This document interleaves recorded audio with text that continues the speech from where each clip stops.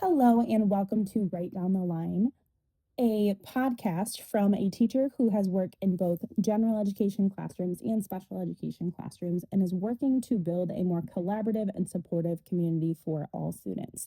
Today, we are going to talk about restorative practices and how they can stop or curb behaviors before they even happen.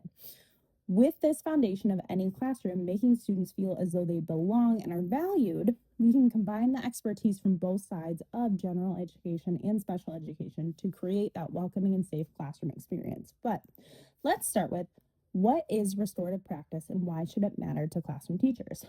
Restorative practices are set around building relationships first to respond to inevitable challenges that happen within the classroom in order to effectively enable reentry that takes everyone's perspectives, feelings, and emotional outcomes into consideration. It is stepping away from those exclusionary discipline like suspensions that reinforce reduction of achievement, the attendance crisis, and the school to prison pipeline for a more meaningful and problem solving approach. It really works to not respond to behaviors rather than working to prevent them. Behavior management is one of the hardest things about being a teacher. Constantly needing to quote unquote get students in trouble can take a toll on your classroom rapport, your mental health, and your overall making teaching less about the students and more about what they do quote unquote wrong. We can kind of feel this like cycle of shame about if we're even good teachers, and students can feel like school isn't meant for them. The goal of restorative practice is to shift our thinking from me versus my students every day to a classroom that proactively meets student and teacher needs without needing to continue the cycle of shame. Now, what does the cycle of shame kind of look like? A lot of people start to describe the cycle of shame as a compass, where we've got the north, south, east, west, and it kind of breaks down what shame responses can look like. Because when we get yelled at or we get punished or whatever it might be, we feel this inherent sense of shame.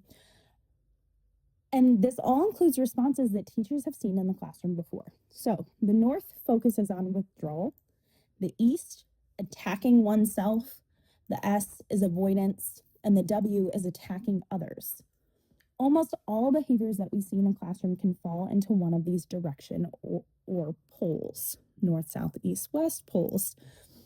These responses happen when something positive, like a student telling an inappropriate joke and their friends laughing, is interrupted.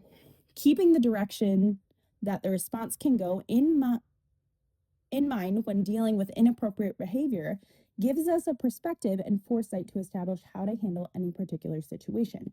If we know what direction it might go in, whether it is north to withdrawal or S to avoidance, whatever that might look like, we can start to establish how to handle any particular situation. Now, a restorative shift needs to happen before we can implement restorative practices into a classroom. The reactions to feeling shame are a defense mechanism that we all use. Feeling shame feels uncomfortable, but it matters what we do with that discomfort. The goal is not to shame the shame or to punish students for the reaction to feeling shame. It is limiting the shame that they do feel and working together to get re-regulated to the center of the compass. When we're in the center of the compass, we're not out on one of the poles.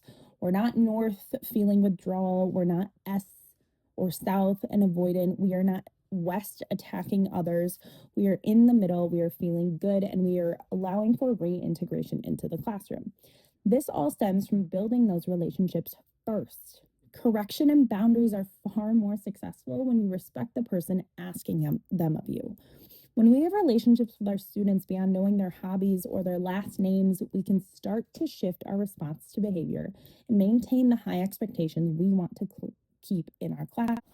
That means that we have to start shifting our thinking of restorative practices as a philosophy that supports classroom management. This can look like listening to what students have to say in a situation, acknowledging their feelings, and encouraging them to share how they feel about an experience. Giving students a voice doesn't always eliminate the initial shame. Some things are non-negotiable and need to be handled swiftly so that more harm does not come to anyone. However, it makes the reintegration process back into the classroom where a student feels safe and valued so much easier. When we can make sure that a student feels as though they belong and are wanted in the classroom, then they are going to respect the classroom as theirs and want to stay present within it. We are de escalating behaviors before they even happen by establishing the boundaries are here. When you cross a boundary, you can be corrected, but you are still wanted and valued as part of this community. Now, what does this look like in relationship to special education? Well, the history of classroom management practices in special education settings relied very heavily on responding to challenging behavior rather than preventing such challenges from occurring. Students with disabilities are often considered behavior problems, and restorative practice works to separate the deed from the doer, establishing that a behavior is not a reflection of a student nor a stigmatization of their disability or exceptionality. If a student does not feel as though this relationship is worth restoring or that they have the ability to do so, this will internally sit with them and their worth of self. Understanding our students helps us to create an experience that is unique to them and falls under acceptable free education, with social emotional learning being a part of that. Knowing more about students allows us to understand their strengths, behavior patterns, and learning styles to create collaborative, positive environments. Students with disabilities already face difficulties in school with stereotypes of low expectations and less low academic achievement, which can cause that compass of shame to be a constant rather than just when a conflict arises, which can perpetuate the idea of learned helplessness. Thus, when expectations are put upon a student, there's pushback or behavior problems result from it.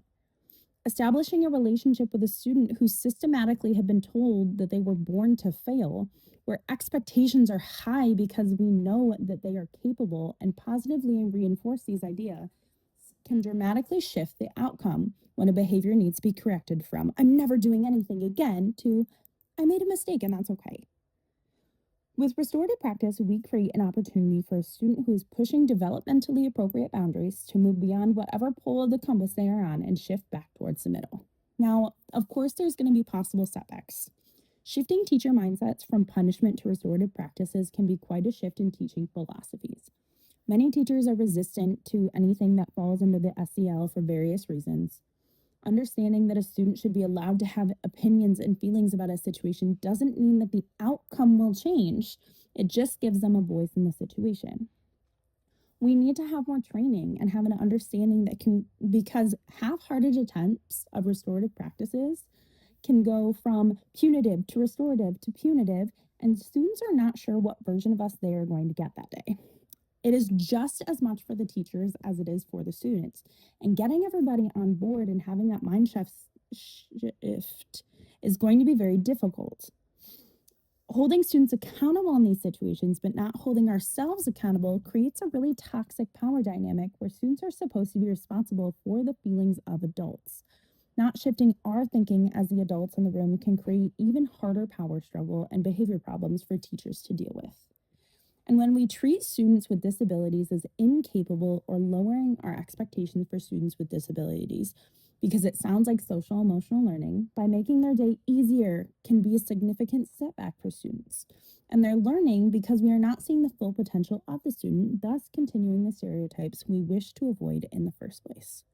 So, when we make a student feel as though their thoughts, opinions, and feelings are taken into consideration in every aspect, we create a collaborative environment that works off of mutual respect for the classroom, the material, and each other. We start to eliminate some of those behavior problems because we all have a common goal. Understanding that working together as general education and special education teachers, we can establish what can work best for every student to keep them as successful as possible. Restorative practice is a tool for teachers so our day is not spent managing behaviors, but rather connecting and educating students, holding them to high standards we know that they can achieve. See you next time. Bye.